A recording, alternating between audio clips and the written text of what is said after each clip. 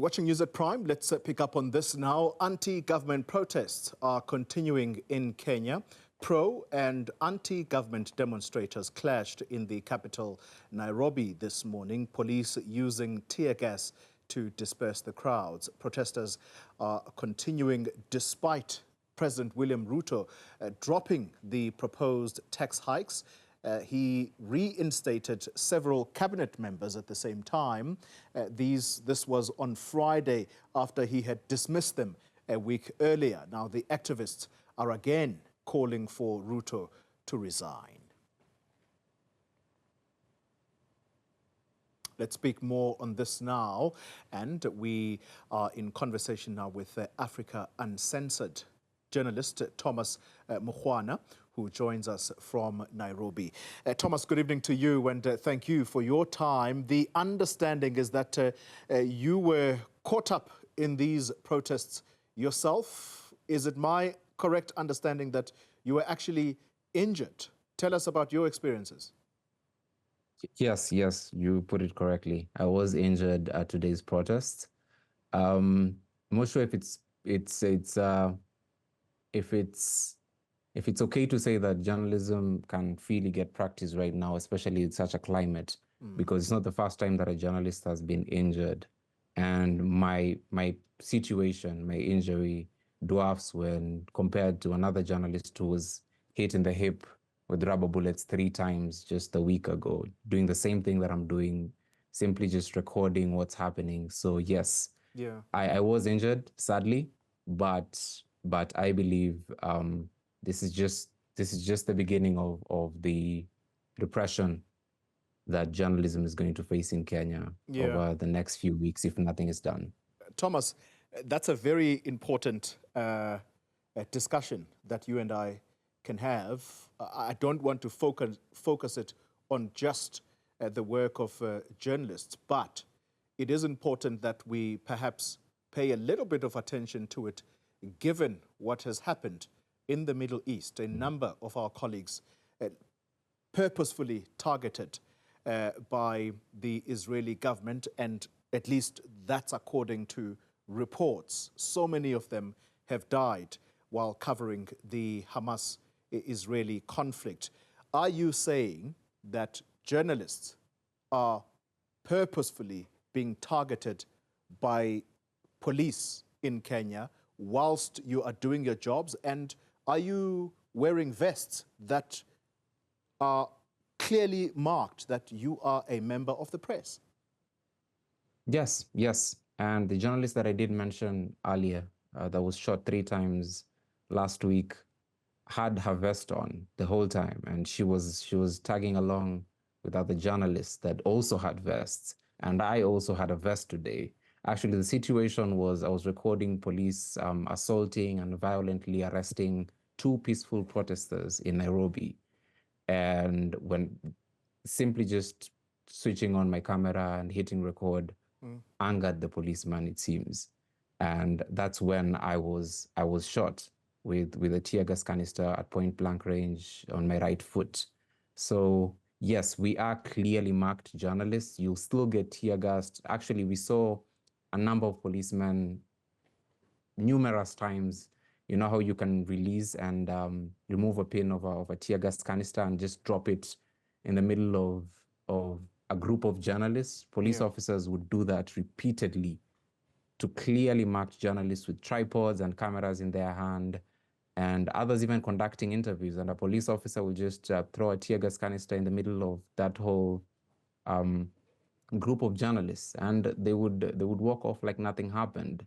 So yes, it is angering, and in fact, there is going to be a protest that will consist most of journalists. Actually, it's the Kenya Union of Journalists that called all journalists all over Kenya to show up in the streets on Wednesday, tomorrow, for a protest against this this clampdown that we are seeing against journalists covering these protests.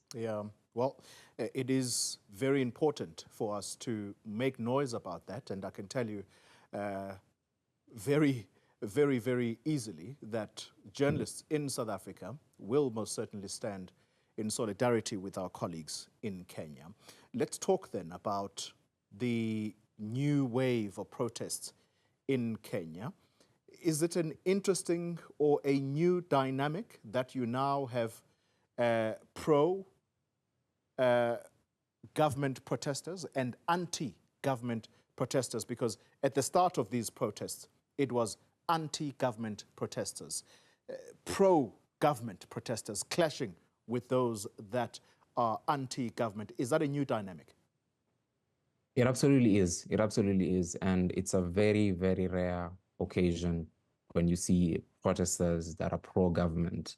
And that's because it is suspected that most of these protests aren't organic. Well, of course, evidence to prove so will have to take time to dig around and people to prove that there were actually transactions that happened to call these people out in the streets. But it's clear that the organic protests that we witnessed over the past few weeks, close to a month now, were anti-government protests. So this is a very new thing that we are seeing. I believe it's happened at most a handful of times, and it happens in a peculiar way because you just see suddenly a group of people in motorcycles with nearly all of them with banners, holding them up and saying X needs more time. In the case of today, it was Ruto needs time, and simply just telling protesters to not go to the streets and grant the president more time. Yeah. And so those just pop up in an hour, they fizzle out, and it's done. And some of them even were seen today, I think in 2 places in Kenya today, with clubs in their hands. And what's peculiar about it, even more peculiar, is that police officers did not engage these armed protesters. Pro-government as they may be, such questions, the police withholding from engaging them as opposed to anti-government protesters who are unarmed in their numbers, and they're shot. Live bullets are shot at them, tear gas, rubber bullets at close range. Wow. And so, yes, it's a very new thing that we're seeing, but the jury's out there whether they're organic or inorganic. Yeah. I guess that will take more time to unearth. I think earlier you mentioned that there's even suspicion, and perhaps I'll use that word just for us to not peddle fake news here, but is it something that is proven? Is it something that can be backed up that the pro-government protesters are possibly state-sponsored? Because that will easily be the suspicion that these are people who are paid by the government to go encounter those who do not want the Ruto government. We can't prove and be certain that these are paid protesters because there is no whistleblower from that side who stepped forward to present evidence that is credible to prove so. But what I'm saying is mostly what Kenyans suspect could be happening because of the nature of the protests. As I've mentioned, the duration, they're in the streets, the composition of the protesters, and the nature in which they protest. And it's a stark difference in comparison to what we see anti-government protesters step out in the streets and do. So it's not a proven fact. Yeah. That's why, as you rightly put it, it's a suspicion that they are sponsored chaos that we are seeing. But yeah, as I say, the jury's still out there. I guess over time, the information will start trickling out, and perhaps we'll be back here with more credible evidence to prove so, or completely disprove this rumor. Very briefly, Thomas, we're out of time. The government, or should I say President Ruto this week, and you'll correct me if I'm wrong here, he is scheduled to officially sign that these tax hikes, or the finance bill, is officially off the table through Parliament this week. Yeah. But at the same time, what he did a week before was to fire almost his entire cabinet. But some of those people now have come back. Do you think there's a trust deficit here, that people perhaps think that he may not necessarily see through what he said would be a reversal of this bill? Absolutely, absolutely. There's a huge trust deficit in Kenya at the moment. And this is particularly to do with the president and the government in general and the citizen which they are supposed to respond and lead and represent. So let me just take you back briefly. A few weeks ago, we had protesters calling for the rejection of the finance bill. Then you had a majority of parliament that is supposed to represent these Kenyans voting yes to the bill.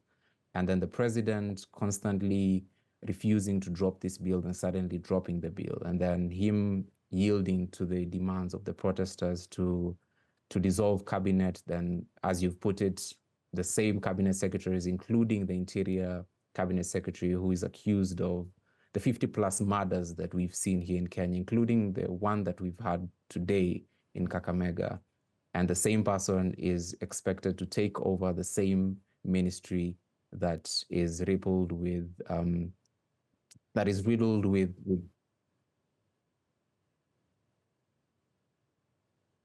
my camera is on. Yeah. It's still on. You're still with us. It's still on. Yeah. And so yes, you'd see the same people who the Kenyans were against in the streets are being reappointed into cabinet by the president, that then says that he's yielded to the demands of the protesters. And so you see him even yesterday calling for more action against his protests and condemning them, saying that he will not allow this thing to continue.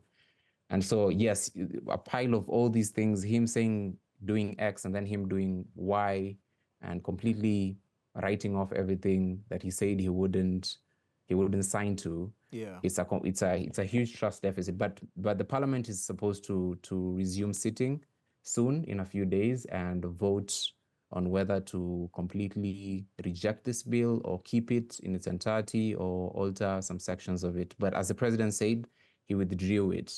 But of course, Kenyans do not believe it because of everything that I've just said. So that remains to be seen, and I guess time will tell.